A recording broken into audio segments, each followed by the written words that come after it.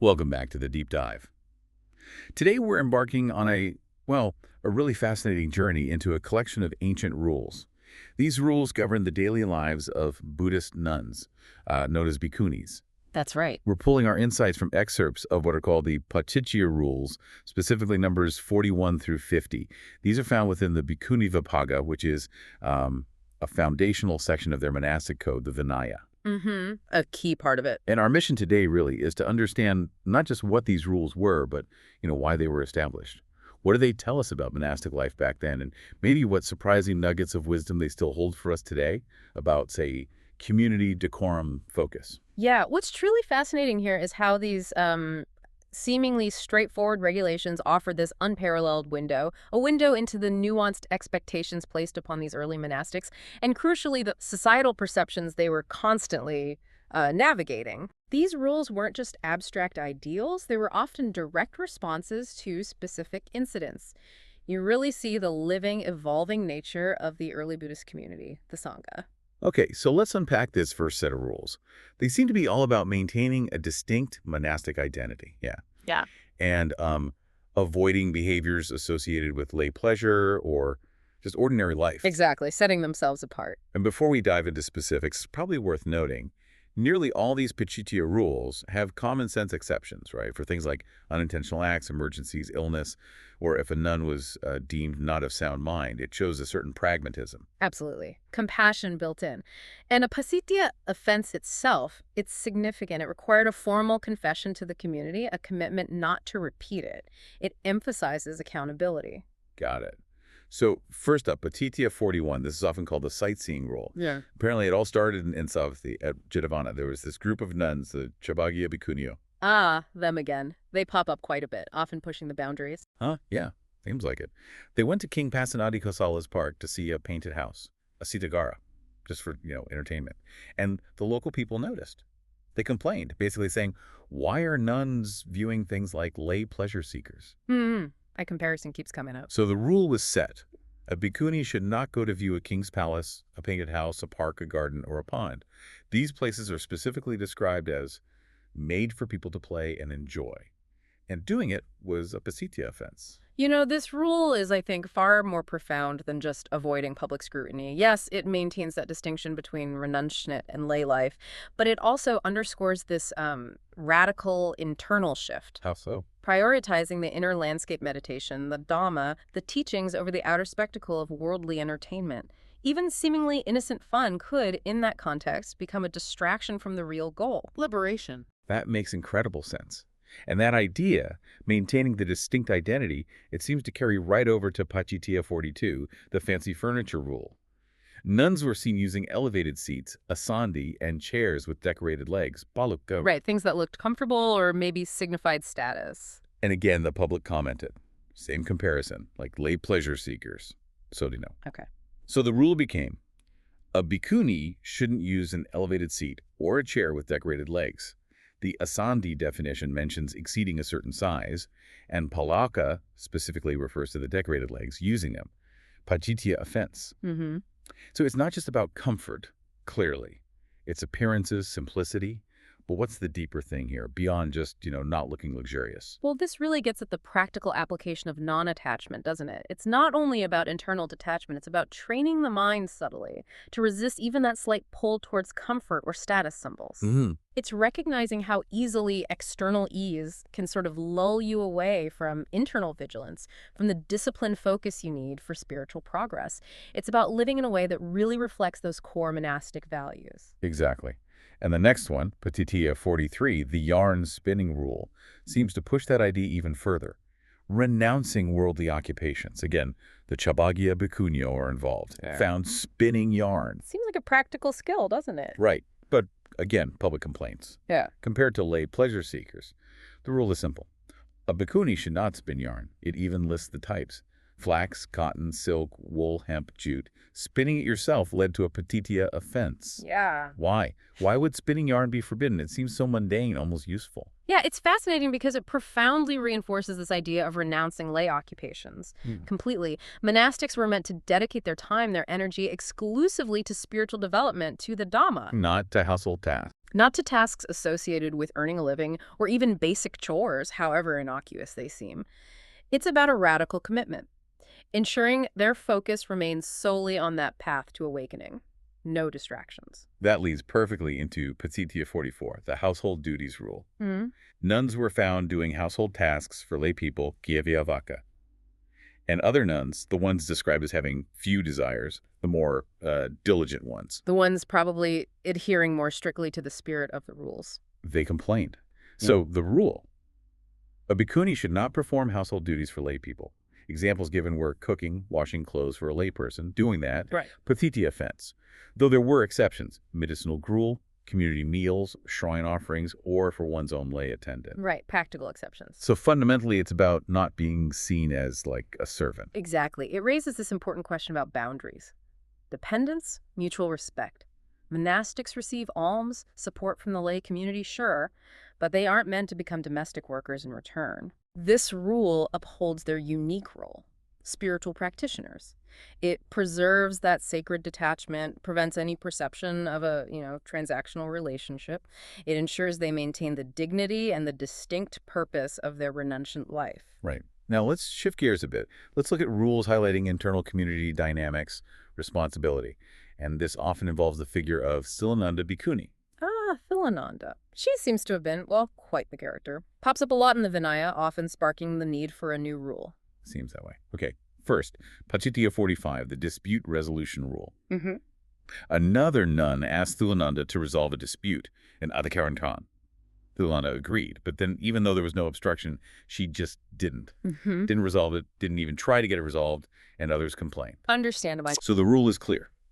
If a bhikkhuni agrees to help resolve a dispute for another nun, and then later, without a good reason, doesn't follow through, either resolve it herself or make an effort, that's a Pācittiya offense. And Adgusi is defined broadly: disputes, accusations, offenses, administrative stuff. Basically backing out once you've committed. Yeah, what's fascinating here is the profound emphasis on communal harmony, active participation in sorting things out. It speaks directly to accountability within the Sangha, doesn't it? Maintaining order, peace. Yeah. It's about ensuring that those who can help do help. They don't just shirk responsibility, especially when the community's integrity is on the line. It's a very pragmatic rule for a functional, peaceful group. Moving on, Pācittiya 46, the direct food giving rule. Thilananda again. She was seen giving food, edibles, directly with her own hand to lay people or wanderers. Handing it over physically. Right. The rule says, a bhikkhuni should not give food or edibles by her own hand to a layperson, male wanderer, or female wanderer. It specifies kadani edibles other than water and tooth cleaners and hojanya, the 5 main foods, including meat, giving it by body or something connected to the body. Pācittiya offense. Mm-hmm. This one seems really specific. Why the focus on direct hand-to-hand giving? What's the issue there? Well, if you connect it to the bigger picture, it's a critical rule for defining proper interaction boundaries. It could be about avoiding too much intimacy, maybe, or a sense of personal obligation developing with lay donors.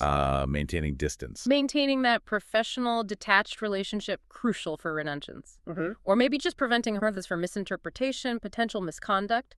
It helps ensure the monastic stays in that role of spiritual guide and recipient, not a distributor of goods. It safeguards their detachment. Okay, that makes sense. Then there's Pācittiya 47, the communal robe rule.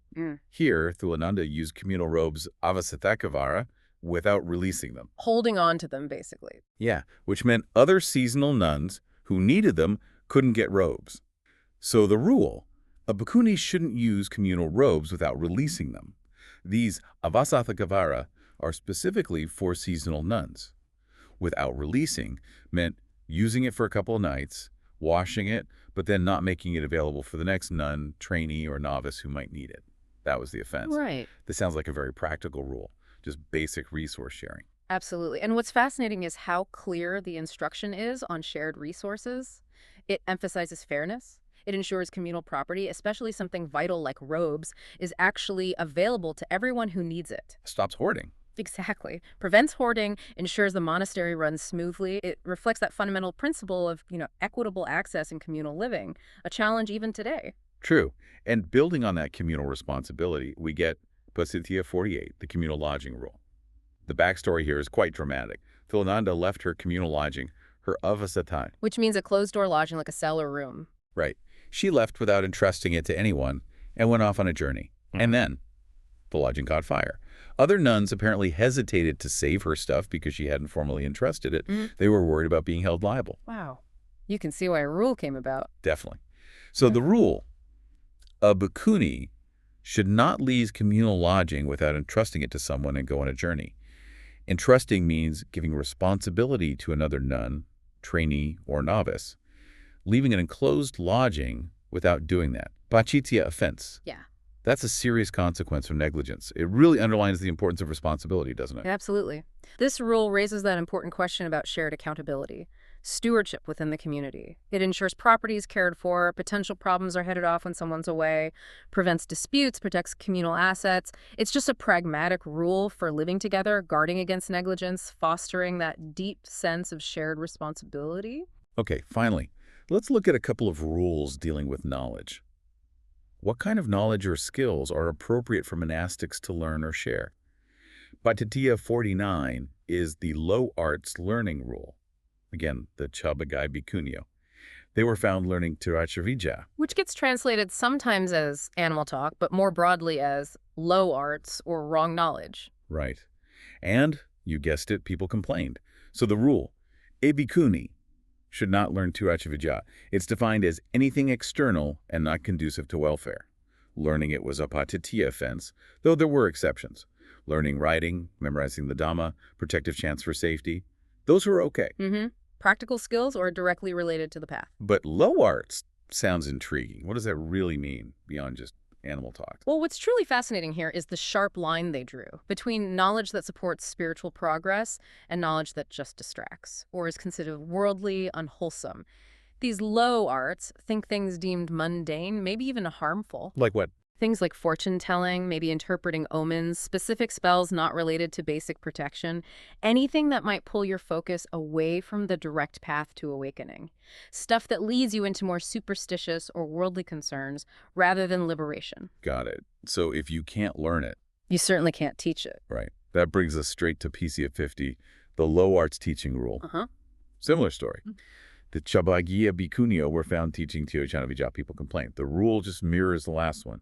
A bhikkhuni should not teach tiracchānavijjā. Same definition, same offense, and the same exceptions applied: writing, memorizing Dhamma, protective chants. Yeah, it just reinforces that commitment, doesn't it, to only propagate beneficial knowledge. It's about ensuring their teachings, their influence, remain laser-focused on the path to awakening, not diverting into pursuits that are worldly or unwholesome. It protects the integrity of their role as trusted spiritual guides. So we've navigated through some incredibly specific rules today. Wow. From how Buddhist nuns managed public perception, personal possessions, all the way to communal responsibility, and even what knowledge was okay to learn or teach. It really gives you such a detailed look, doesn't it? How an ancient monastic community tried to define its identity, maintain its integrity, and create a practical framework for a truly focused spiritual life. It's quite remarkable. As we wrap up this deep dive, maybe consider this. How do these ancient principles, maintaining decorum, upholding communal responsibility, discerning valuable knowledge from distractions, how do they still resonate, even in our own modern lives, totally outside a monastery, as we try to live a focused, harmonious existence? What can these millennia-old rules teach you about setting boundaries, maybe, managing shared resources, curating the information you take in? It's a surprising connection across time, isn't it? That need for mindful living. It really is. We hope this deep dive has given you some valuable nuggets of knowledge and perhaps a few aha moments. Until next time, keep exploring, keep questioning, and keep deep diving into the world's most interesting information.